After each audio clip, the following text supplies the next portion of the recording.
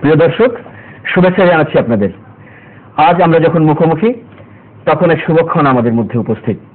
আজ আপনাদের চ্যানেল, লাল সবুজের টেলিভিশন চ্যানেল, হৃদয়ে বাংলাদেশ ধারণ করে চলা টেলিভিশন চ্যানেল, চ্যানেল আইয়ের প্রতিষ্ঠা বার্ষিকী। 18 বছরে পা দিয়েছে চ্যানেল আই। আমরা সবাই বলি শুভ জন্মদিন চ্যানেল আই। আজ এই শুভ দিনে আমাদের মধ্যে আলোচনার জন্য আরেকটি বিষয় রয়েছে। আমরা জানি আমাদের মাননীয় প্রধানমন্ত্রী শেখ হাসিনা তিনি জাতিসংঘ সাধারণ পরিষদের অধিবেশনে যোগ দিয়ে এবং বাংলাদেশকে বিশ্ব আসরে আরো কৃতিত্বের আসনে প্রতিষ্ঠা করে দেশে ফিরেছেন। দেশের মানুষ তাকে সংবর্ধনা দিয়েছে। এসব প্রসঙ্গে আমরা আলোচনা করব। আলোচনার জন্য আজ আমাদের সঙ্গে রয়েছেন আমাদের জ্যেষ্ঠ সাংবাদিক, দৈনিক সমকালের সম্পাদক জনাব গোলাম সারোয়ার। আমরা স্বাগত জানাচ্ছি আপনাকে। আমাদের সঙ্গে রয়েছেন চ্যানেল আইয়ের অন্যতম প্রাণপুরুষ, চ্যানেল আইয়ের পরিচালক ও বার্তা প্রধান, কৃষি উন্নয়ন ও গণমাধ্যম ব্যক্তিত্ব জনাব শাহিদ সিরাজ। আমরা আপনাকেও স্বাগত জানাচ্ছি। আমরা আলোচনা শুরু করছি। প্রথমেই জনাব গোলাম সারোয়ার, আমরা একটু জানতে চাইবো যে চ্যানেল আইকে আপনি কিভাবে শুভেচ্ছা জানাবেন। মানে আপনি পরিবারের মানুষ, আপনাকে অনেকভাবে পাই, আপনার কাছে শুভেচ্ছা শুনতে চাই। একটু আগে আনুষ্ঠানিক একটা শুভেচ্ছা সমকাল পরিবারের পক্ষ থেকে জানিয়েছি। এখন আমি আমার পক্ষ থেকে, আমার হৃদয়ের দিক থেকে আমি চ্যানেলকে আবার শুভেচ্ছা জানাই। চ্যানেল আই এবং সমকাল আত্মীয় অভিন্ন সত্তা বলে মনে হয়। চ্যানেল আই, অনেক চ্যানেল আছে ভালো চ্যানেল, কিন্তু ওই যে কথা আছে, চ্যানেলের হৃদয় বাংলাদেশকে ধারণ করছে, আমরা হৃদয় চ্যানেল আইকে ধারণ করছি। এটা কিন্তু এটা যেহেতু শেখ সিরাজ সাহেব আছেন আমাদের অত্যন্ত প্রিয়জন, খুশি করার জন্য নয়, আমি যে কথা বলছি আমার হৃদয় থেকে উৎসাহিত এই কথা বলছি। এই জন্যে যে চ্যানেল আই আসলে অন্যান্য সব চ্যানেল থেকে আলাদা আলাদা মাতৃকতা পেয়েছে। এই জন্যে এ শুধু বিনোদন চ্যানেল নয়, এ হচ্ছে তথ্য চ্যানেল। বিনোদন এবং তথ্য এই দুটোর এক সমাহার কিন্তু অন্য কোথাও পাওয়া যায় না। ভালো লাগে চ্যানেল এই জন্যে যে বাংলাদেশকে যে চ্যানেল, যে স্লোগানটা হৃদয়ে বাংলাদেশ, বাংলাদেশকে বহু মাতৃকতা ধারণ করছে চ্যানেল আই। এর রিয়েলিটি শো থেকে শুরু করে বিভিন্ন দিবস উপলক্ষে যে তারা অনুষ্ঠান আয়োজন করে তার থেকে শুরু করে, এটা মনে হয় যে এটা যদি একেবারে দেশের প্রতি প্রচন্ড ভালোবাসা মমতা না থাকতে এটা করা সম্ভব নয়। চেতনা চত্বরের কথা বলি একটু। চেতনা চত্বর জন্য বাংলাদেশের আমাদের যে চেতনা সেটাকে ধারণ করছে। এটা আমি আজকে প্রথম দেখলাম, চমৎকার। এটা অভিভূত আমার আসার কথা ছিল, কিন্তু আমি এটা আসতে পারিনি, আমার জন্য দিনে আসতে পারিনি। আসতে পারলে খুবই ভালো হতো। চমৎকার। রাতের বেলা আলো আধারিতে আলোর ঝলমলে আলোর মধ্যে দেখলাম, চমৎকার। আসলে চ্যানেলে আসলে এই ঝলমলে চলছে চ্যানেল আই। এর আমি একজন সংবাদকর্মী, তা আমার সংবাদের ব্যাপারে একটু বলি যে এখন তথ্যের ব্যাপারে, সংবাদ জানার ব্যাপারে মানুষের আগ্রহটা কিন্তু আগের চেয়ে অনেক অনেক বেশি।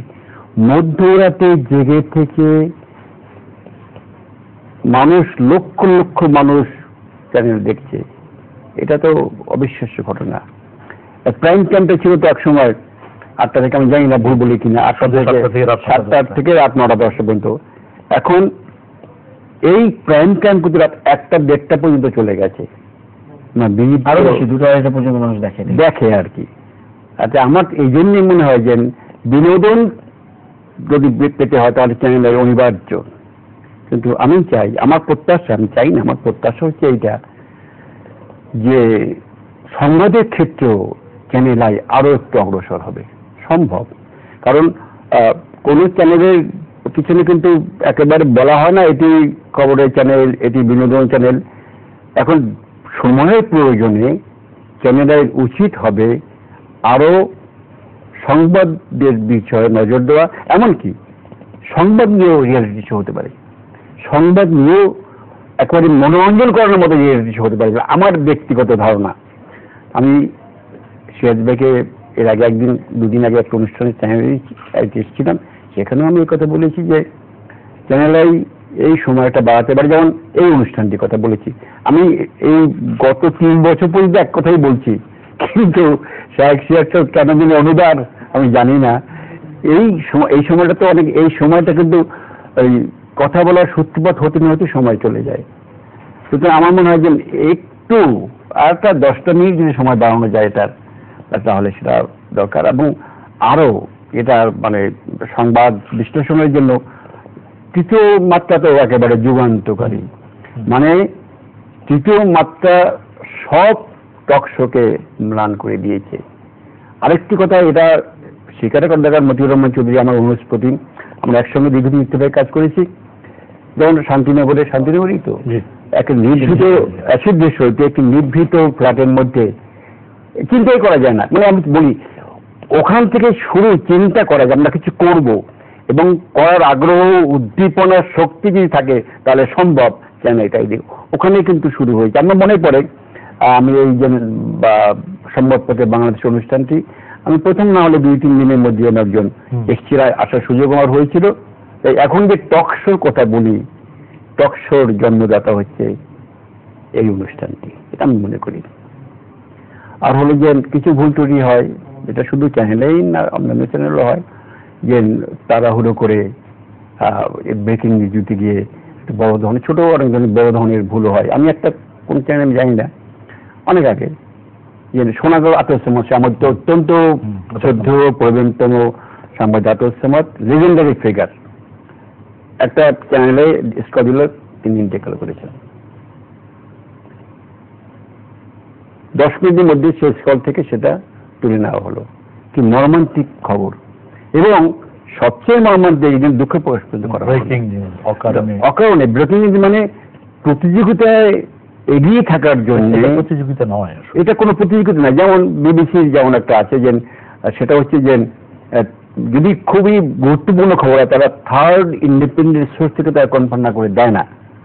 এটা কিন্তু আমরা অনুসরণ করি না, এটা করা দরকার বলে আমি মনে করি। আর হচ্ছে যে সবসময় এই আরো কিছু ভুল ত্রুটি আছে, যেমন বললেন যে আমি বলি অনেক সময় যে যারা সংবাদ সম্মেলন কভার করেন যে সমস্ত তরুণ বন্ধুরা, দি মাস্ট বি প্রিপেয়ার্ড, একেবারে পড়াশোনা করে বিষয়টি বুঝে সংবাদ সম্মেলনে যেতে হবে, যাতে করে সে প্রশ্নের একটা সাপ্লিমেন্টারি কোয়েশ্চেন, অতিরিক্ত প্রশ্ন করা, সে যদি সাবজেক্ট নাই জানে তাহলে সে কিছু বলতে পারবে না। সুতরাং এইখানে কিছু কিছু দুর্বলতা আমাদের আছে। পৃথিবীর সব দেশেই যারা রাস্তায় থাকেন, লাইভ প্রোগ্রাম ডক্টর, তারা কিন্তু পক্কচুল অভিজ্ঞতায় সুদীর্ঘকালে তার একটি শব্দ, একটি বাক্য একটা ম্যাসাকার করে দিতে পারে।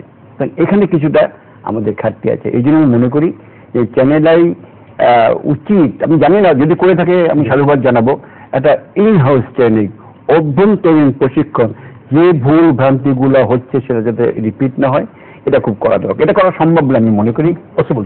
আরেকটা আছে যে পৃথিবীর সব দেশই যেমন বিবিসি, সিএনএন নিজস্ব কোড অফ এথিক্স আছে, আমি কি করব আমি কি করব না। প্রডিউসার্স ম্যানুয়াল আছে, আমার কাছেও আছে, একটা আমি পড়েছি। সেখানে শুধু রিপোর্টার, ফটোগ্রাফারদের অনেক নির্দেশনা, সে কতটুকু মানে কালোকে সাদা করবে, কতটুকু ফিকে করবে, কতটা ডিজিটাল আগাবে কমাবে, এগুলো একটা নীতিমালা আছে, যাতে করে পাঠককে ভুল তথ্য বা মেসেজ দেওয়া না হয়। তো এইসব শিক্ষকের মতো বলছি ঠিক না, কিন্তু আমি যেহেতু একটা মাস্টারি করার একটা বদভ্যাস আছে বলে পাই, কিন্তু আমি খুব আশাবাদী। আমাদের তরুণ বন্ধুরা সাংবাদিকরা খুব ভালো করছে। মেধাবী একসময় ছিল যার অন্য কোথায় চাকরি হলে সাংবাদিকতা করো, আমাদের দেশে আমি তো 62 থেকে এই পেশায় আছি। এখন কিন্তু মেধাবী তরুণ এই পেশায় আসছে, মেধাবী। তো আমরা আবার আসবো আপনার কাছে। আমরা যেন শেখ সিরাজের কাছে জানতে চাইবো যে 18 বছর আমরা জানি প্রাপ্তবয়স্ক হওয়ার বয়স, মানে আপনাদের এক স্বপ্নযাত্রার পরিপক্ক পদক্ষেপে পৌঁছানোর সময় এখন, তো কিভাবে দেখছেন এই যাত্রাকে? এ পর্যন্ত ভালো। সরোয়ার ভাই যে কথাগুলো বললেন এগুলো সত্যি কথা, অনেক ভুলভ্রান্তি থাকে এবং সেগুলোকে চাইলে ওভারকাম করা যায়, কিন্তু আমাদের যাত্রাটা কিন্তু এত আনন্দের ছিল না, অনেক সংকীর্ণ ছিল।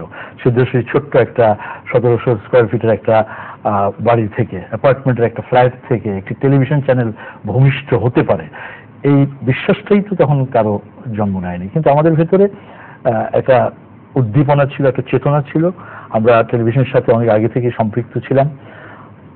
চ্যানেলটি করার সময় প্রথম আমাদের পরিচালনা পর্ষদের মূল জায়গাটি ছিল যে জনগণের চ্যানেল হবে, হ্যাঁ, গণমাধ্যম, গণমানুষের চ্যানেল হবে, যেখানে সে তার নিজের প্ল্যাটফর্ম পাবে, সে তার নিজস্ব অধিকারের কথা বলতে পারবে, তার নিজস্ব চেতনা, দেশ, মুক্তিযুদ্ধ, ইতিহাস সবকিছু তুলে ধরবে। এরকমই একটি সর্বাঙ্গীন বিষয় মিলিয়ে একটি চ্যানেল, যে চ্যানেলটা সত্যিকার অর্থেই লাল সবুজের একটা পতাকার অবয়ব নিয়ে প্রত্যেকটা মানুষ মনে করতে পারে যে কোনো জায়গায় দাঁড়িয়ে যেটি আমার চ্যানেল। সেরকম জায়গা থেকে যদি বিচার বিশ্লেষণ করা যায় তাহলে অবশ্যই এই 18 বছরের এই সময় এসে কিছুটা প্রাপ্তি তো আছে। আর আরেকটা বিষয় হচ্ছে, যেমন আজকের এই দিনে শুধু দর্শক একটা যে আছে, দর্শকরা তার মনের ক্ষুধা মেটানোর জন্য বিনোদন চায়, মনের ক্ষুধা মেটানোর জন্য তথ্য চায়, দুটার মিশেলে কিন্তু ইনফোটেইনমেন্ট। একটি বেসরকারি বাণিজ্যিক টেলিভিশন চ্যানেল বিনোদনের পাশাপাশি যে চাইলে দায়িত্বশীল আচরণ করতে পারে, অর্থাৎ তার কর্পোরেট সোশ্যাল রেসপন্সিবিলিটি যেটাকে আমরা বলি, দায়িত্বশীল অনুষ্ঠান করা, যার মাধ্যমে দেশের অর্থনীতি, সমাজনীতি, গণতন্ত্র সবকিছুকে মেলে ধরতে পারে, সেটা আমরা মনে হয় কিছুটা করার। আমি একটু বলি, আপনি সামাজিক দায়বদ্ধতার কথা বলছেন, এটা কিন্তু পৃথিবীর জন্য ঠিক আছে, কিন্তু যেখানে আর্থিক কোনো সুযোগের সুযোগ নেই সেখানেও কিন্তু এটা করতে। আমি আজকে বেরিয়েছে যে চাইল্ড লাইনের যে বিশেষ সংখ্যা, আমি শুধু এই লেখাটা আমি খুব মনোযোগ দিয়ে পড়েছি। এই কথা তিনি বলেছেন, খুব ভালো করে বলেছেন যে আর্থিক কোনো সম্পর্ক নেই, সামাজিক দায়বদ্ধতার কথা মনে রেখে চায়নায় যা করেছে এটি বিস্ময়কর ঘটনা। তো সেরকম একটা জায়গাতেই যেমন সৌরভ একটু আগে বললেন যে সমকালের সাথে তাত্ত্বিক সম্পর্ক, ট্রু, মানে এত চমৎকার একটা সম্পর্ক সমকাল থেকে আমাদের আদার যে সমস্ত জাতীয় দৈনিকগুলো আছে। আমি আজকের কথাটাই যদি বলি, এই যে ক্রোড়পত্র বেরিয়েছে, হ্যাঁ, 4 রঙা ক্রোড়পত্র বেরিয়েছে, এই ক্রোড়পত্রগুলো মানে স্বতঃস্ফূর্তভাবে কিন্তু ওনারা করে থাকেন, মানে দেরি হলে আমাদেরকে পীড়া দেয় যে দেখে নিয়ে এখনো রিজেন পাচ্ছেন না। তো এই যে দেখেন গণমাধ্যমের অঙ্গন থেকে, দর্শকের অঙ্গন থেকে, তারপর যারা এর সাথে সম্পৃক্ত আছে, এই যে একটু কেক কাটালো, যা যার মতো আসছে, একই অনুষ্ঠানে থাকছে। এই যে আমরা চেয়েছিলাম যে একটা জনগণের চ্যানেল হবে, অর্থাৎ আমার আমিত্বটা আমি সেখানে পাবো। সবকিছুর মিশলে একটা আছে, সামনে দায়িত্বশীলতা আরো বাড়ছে, এতে কোনো সন্দেহ নেই। এখনকার সাংবাদিকতা, এখনকার গণমাধ্যমের ঝুঁকি, স্বাধীনতা যেমন বাড়ছে, ঝুঁকিও তেমনি বাড়ছে।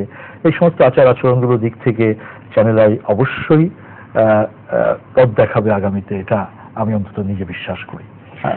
এবং আজকে এই মুহূর্তে দর্শকরা তাকিয়ে আছে বিশেষ করে ভবিষ্যতের নতুন কি ধরনের চিন্তা ভাবনা করা হচ্ছে সেটা শোনার জন্য। আমরা যাবো সেই দিকে, তার আগে জনাব গোলাম স্যার আমরা একটু ভিন্ন প্রসঙ্গে যাই। আমরা দেখছি আজকে পত্রিকার সবগুলোরই শিরোনাম অভিন্ন, মাননীয় প্রধানমন্ত্রী দেশে ফেরা এবং তার সেই বর্ণাঢ্য সংবর্ধনার খবর। মাননীয় প্রধানমন্ত্রী 17 দিন, এটা দীর্ঘ সময় সফর করে মাননীয় প্রধানমন্ত্রী দেশে ফিরেছেন এবং বিশাল সংবর্ধনা, আপামর জনসাধারণ, দলীয় নয় শুধু, সকল শ্রেণীর মানুষ কিভাবে সংবর্ধনা দিয়েছেন বিভিন্ন টেলিভিশন চ্যানেলে আমরা লাইভ দেখেছি। তিনি বাংলাদেশকে একটা অনন্য সাধারণ উচ্চতা নিয়ে গেছেন। আপনি সূত্রপাত করার সময় আলোচনা বলেছেন যে বিস্ময়কর যে বাংলাদেশের উত্থান থেকে শুরু করে বাংলাদেশকে অন্য মাত্রায় নিয়ে যাওয়া শেখ হাসিনার পক্ষে সম্ভব। মাটি আপনার হৃদয়ে বাংলাদেশ, আর আমি বলবো প্রধানমন্ত্রী হৃদয়ে জুড়ে বাংলাদেশ, হৃদয়ে জুড়ে বাংলাদেশ। তিনি বাংলাদেশের সাথে কিছু ভাবতে পারেন না, তাকে তিনি তার আবেগ, তার অনুভব, এটা অদ্ভুত। তিনি কিন্তু 2টা পুরস্কার পেয়েছেন, জয় একটি পুরস্কার পেয়েছেন এবং তার যাবতীয় পুরস্কার তিনি জনগণকে উৎসর্গ করেছেন। তারপরে ওই নারীর ক্ষমতায়নের ব্যাপারে আমরা তো প্রতিবেশী ভারত থেকে আমরা অনেক এগুলো তো আমরা এটা আমি আর বলতে চাই না, সামাজিক সুযোগগুলো আমাদের অনেক, সামাজিক সুযোগ বেড়েছে এবং এক্ষেত্রে প্রধানমন্ত্রী আলাদা এক প্রধানমন্ত্রী। সংবাদপত্রের একজন আমি তো কর্মী, সকালবেলা তার ঘুম ভাঙে সংবাদ পাঠ করে, 1 কাপ চা, সামনে সব সংবাদপত্র, উনি ক্লিপিংস দেখেন না। এই হচ্ছে আমাদের প্রধানমন্ত্রী। আরেকটা কথা মানবিক দিকে কথা বলি, সৈয়দ শামসুল হক। সৈয়দ শামসুল হক সে শুভসূচি লেখক, তার মৃত্যুতে সমগ্র জাতি শোকাহত। প্রধানমন্ত্রী তার জন্মদিনের সমস্ত অনুষ্ঠান বাতিল করেছেন। এটা তো বিরল ঘটনা করেছেন। এবং কোন রকমের আজকে যেটা উনি এসছেন এখানে একেবারেই মানে তার কোন রকমের ইয়ে নেই, মানুষ এসছে স্বতঃস্ফূর্তভাবে এসছে। তাই মানে আমি প্রধানমন্ত্রীকে আমরা সকলের তরফ থেকে অভিনন্দন জানাই। তিনি দীর্ঘজীবী হন এবং বাংলাদেশকে আর এক মাত্রায় নিয়ে যান তিনি।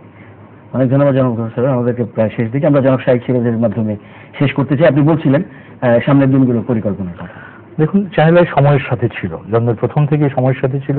যখন যেই বিষয়গুলো, যেই ইস্যুগুলো সামনে আসে, সেই বিষয়গুলোকে আগ থেকে চিন্তার মাধ্যমে ধরার চেষ্টা করে, এটাই সময়ের সাথে থাকা। আগামীতে আপনি দেখবেন যে সব কিছুর সাথে আমাদের তারুণ্যের একটা বিষয় থাকবে, সারা পৃথিবীর জয় জয়কার তরুণদের দিয়ে, ইয়ুথ লিডারশিপ যে ইস্যুসগুলো। আগামীতে আপনার জলবায়ু একটা বড় থ্রেটেন। পত্র পত্রিকা, রেডিও, টেলিভিশন সবাই কিন্তু এই ইস্যুগুলো নিয়েই কাজ করে।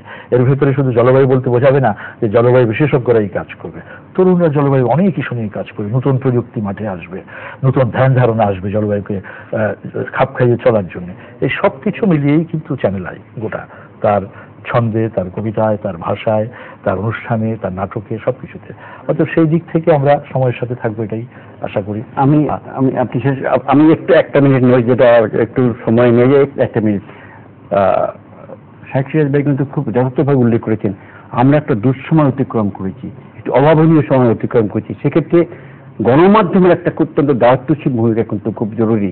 এটা আমাদের মাথায় রাখতে, সবার উপরে দেশ বড়, সবার উপরে সার্বভৌমত্ব বড়, সবার উপরে বাংলাদেশের যে জন্য অসাম্প্রদায়িক বাংলাদেশের চেতনা, এটাকে উজ্জীবিত করার কথা আমাদের ভাবতে হবে। সাবধান হতে হবে। আমরা এমন কিছু করবো না যা আমাদের দেশের স্বার্থের বিরুদ্ধে যায়। অনেক ধন্যবাদ জনাব গৌরব স্যার, অনেক ধন্যবাদ জনাব শাইখ সিরাজ। আমরা আজকের আয়োজন এখানে শেষ করতে যাচ্ছি।